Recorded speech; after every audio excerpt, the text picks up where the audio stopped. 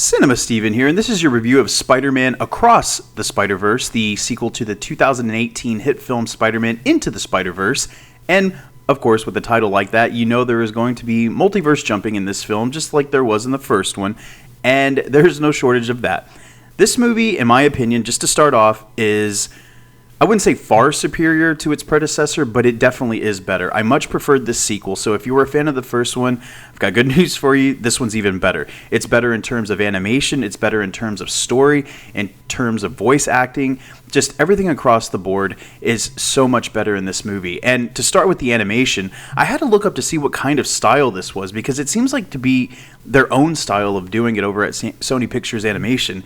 And basically, what they did was they did 3D CGI, grafted onto 2D drawn animation, blended it together, and that's what comes up with this movie. And what's really amazing about this movie is that in every universe that you go to, it has a different type of artistic pattern towards it. Like, for example, you go to Gwen Stacy's universe, and it's watercolors. You go to Spider-Man India, and it's straight out of the old 60s comic book version. And then, of course, you see Spider-Man 2099, played by Oscar Isaac, it's basically video game style. It just looks so great in terms of all of the animation.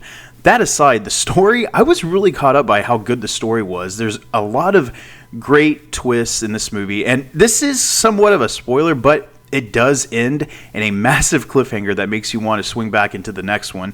And I did hear that Beyond the Spider-Verse will be releasing next year, so that's good. You won't have to wait too long on that. But I highly recommend you see Spider-Man Across the Spider-Verse, because, like I said, everything about the first one is so much better in this one. And pun very much intended, but it is amazing.